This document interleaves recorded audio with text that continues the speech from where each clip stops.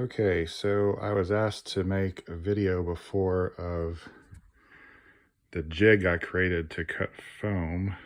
It's kind of rudimentary, but it works really well. Of course, this isn't cutting airfoils, but I have this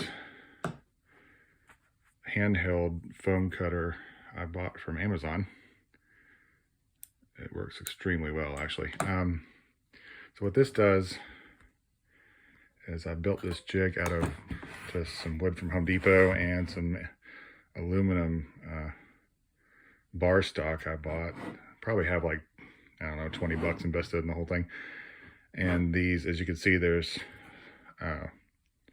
some slots cut in the aluminum, and the rails adjust up and down, of course, measured carefully for height. That gives me a guide to draw this small handheld bar across. So with a piece of foam blank here, this is one for the horizontal stab for the new Kestrel, and I'm calling it a Kestrel, the new DLG I'm building. So of course I've got it adjusted to a 1/4 inch, and as I weight this down with some handy dandy 2-pound hand weights my wife had laying around the house, it should work out just perfectly actually.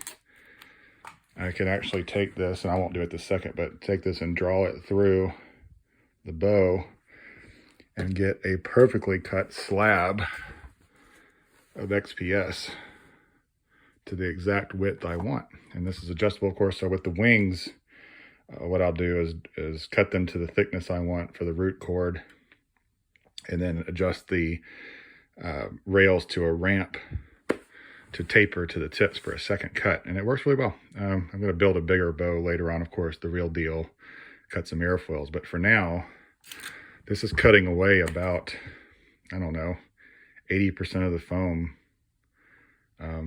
for the wing, and then I sand the rest out into an airfoil, so it works pretty well. But the key to this, I found out through error, is this little piece of wood here. If before I had the foam butting right up to the end block here, and there was no place for the wire to go, and it would sit in the foam and sizzle and just ruin the end of the cut. So this little block gives a little bit of a space for the wire to go through and hit the block and pull it away quickly so it doesn't ruin the end of the cut. The hot wire cuts so fast, and if your hand's shaking or anything at all, it's done for. So kind of some trial and error here, but this jig works great. I'll keep using it for tail feathers even after I'm cutting wings and stuff the traditional way, but this works good. So just, I don't know, some home engineering here.